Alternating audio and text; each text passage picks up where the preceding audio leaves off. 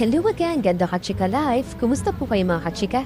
Heto na naman po tayo para sa ating panibagong showbiz update. Nag-away sina Miss Aramina at si Maureen Larrazabal nang dahil nga po sa isang lalaki no pareho pa silang napapanood sa longest running dog show sa Pilipinas, ang Bubblegum. Iyan nga po ang revelasyon ng dalawang aktres nang balikan ang hindi nila malilimutang karanasan bilang mga orihinal na ka-Bubblegum. Ilang taon na nga po ngayon ang nakaraan. Kwento nga po ni Miss Maureen, one time raw ay nag-away sila ni Miss Ara nang dahil lamang sa isang lalaki na nagresulta raw na pagkahinto ng taping nila noon sa Bubblegum.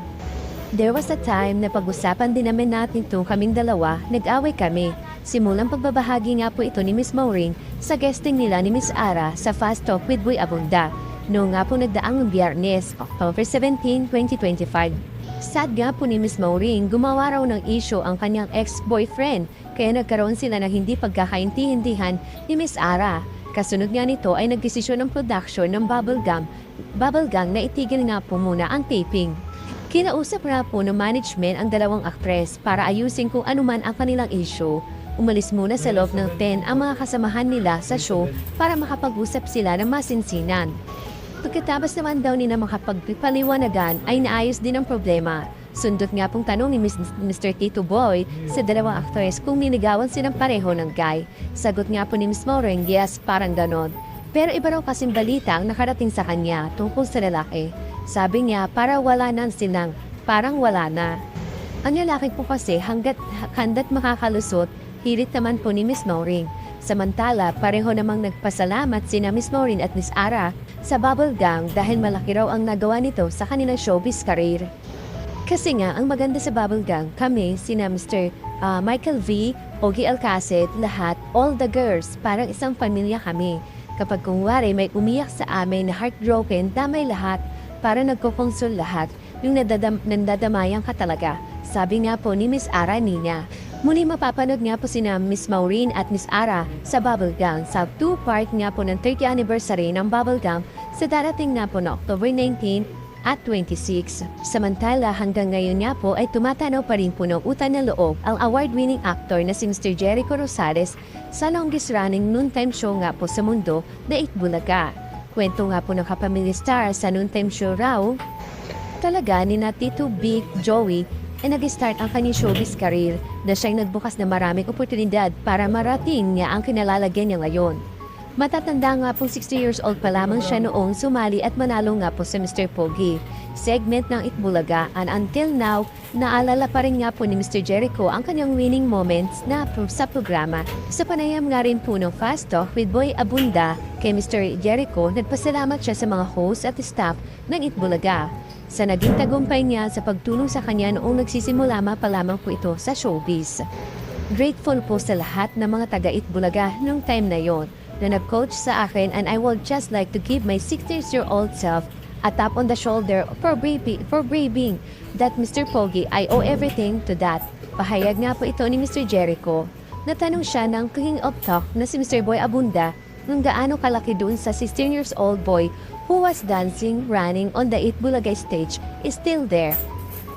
Sagot naman po ni Mr. Jericho, until now ay buhay na buhay pa rin ang 60 years old self niya na nangangarap lamang noon na mabigyan ng bahay ang kanyang nanay at kapatid. Kaya naman nanalo nga po na sa Mr. Pogi at mabigyan ng big sa show. That's the only one thing I want. I want to be able to get our poverty and have a house. And now I never imagined to be playing these roles, having this kind of life. There are lots of ups and downs, but the grateful boy is always surprised and grateful. Sabi nga po ng aktor at lead star nga po ng historical biopic na Quezon. Sad pa nga po ni Mr. Jericho, mahirap talaga maging mahirap. Mahirap mag-imagine kung saan ka kukuha ng pera sa next meal, next rent, next pamasahe, next baon, even sometimes next tutulugan. Sa edad nga po na 11 years old, ay nagsimula na siya magtrabaho, nagtitinda ng isda sa palengke at nagmumulekta ng nagbenta ng mga copper wire at dyaryo sa junk shop.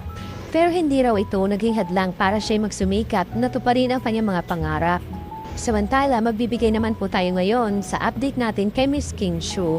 Wala na nga pong arte-arte, tumodo na nga po si Miss Kim Chiu sa pinakabagong project niya sa ABS-CBN, ang The Alibi, with her rumor boyfriend nga po na si Mr. Paulo Avellino. Kahit daw nga po siya ay nashock sa mga ginawa niya sa naturang mystery drama na mapapanood nga po sa Prime Video Philippines simula nga po sa November 7. Most daring role, kung ito rin nga po ng kapamilya actress ang role niya sa nasabing serye na sigurado ikugugulat din po ng kanyang mga supporters. Ibinigay ko ang lahat, yes, ito na talaga yung pinaka-most daring role na aking ginawa in my entire life. Actually kami, nagulat din, lalo na ako, sino siya. Exciting na babasa nga po natin yung mga comments sa social media. Kung paano sila nagulat, oh my gosh, ganito ibang Kim Pao. Sabi nga po ni Miss Kim Show, mapapabilib ka po talaga sa trailer ng The Alibi sa Madlang People kung saan ipinasilip ang ilang nakakalohong eksena ni na Miss Kim Show at Mr. Paulo. Lalo na ang pagsasayaw ng aktres na harap nga po ni Mr. Paulo, sabay tanggal sa kanyang damit na pang-itaas. At probado naman ito kay Mr. Paulo na nagpa-sexy si Miss Kim Show sa bago nilang project. Oo naman, nandun siya. Hirit naman po ni Mr. Pao, para sa akin naman hindi siya ganun ka-daring pero baka daring kay Miss Kim. Nagpasalamat naman po si Mr. Paulo sa lahat po na nagkomento at pumuri sa trailer ng kaninang proyekto. Naging mainit yung pagtanggap ng mga tao sa aming teaser and trailer. And just so everyone knows, will be shown in more than 240 terrorists across the globe. Kwento pa nga ni Miss Kim about her new project, yung kwento na to parang di ko pa siya nagagawa talaga ever. So habang may mga chance at opportunity, baka hindi naman gawin of course meet with Mr. Paulo. Hindi ako gumawa pa ng mystery drama, so first time ko siyang gawin. Mga terrorists, mga ganyan, kahit na nagtitaping kami naninibago saad nga po ito ni Miss Kim Show. Kaya ngayon pa lang marami na mga po mga Kim Pao fans ang super excited na mapanood ang The Alibi. Samantala dumako naman po tayo sa pinakahuli nating showbiz update. Binibigyan nga po ng issue itong sina Miss Julina Magdagal at Miss Loisa Andario dahil nga po sa isang eksena sa Vancouver, Canada kung saan nga po may asa Vancouver. May kuhang video kasi kung saan makikitang in-interview ang mga artista sa airport. Sakto naman po kasi nang sumagot sina GM Ibarra at Miss Piang Smith ay kitang-kita sa video na nagbubulungan nga po saka nagtatawanan sina Miss Julina at Miss Loisa. May mga nag-assume agad na ang GM Piang Love Team nga po ang pinagtawanan ng dalawa at binash na agad sina Miss Julina at Miss Loisa. At para mabigyan ng ginawang isyong ginawang laughing stock ni na Miss Julina at Miss Loisa ang magka-love team, may naglabas nga po na mas mahabang clip ng video at doon daw mapuprove na may ibang pinag-uusapan sina Miss Julina at Miss Loisa at hindi naman po si Mr. JM at Miss Piang. Dahil dito nga po, dumipensa na rin ang iinan sa mga netizen o supporter ni Miss Julina Magdangal. Naku naman po, ito lang po ang masasabi ko at dapat rin po kasi sa mga ibang diehard fans ay huwag agad-agad na nag-a-assume. Sa short video lang na napanood nga po sa social media at babanat na po kaagad-agad.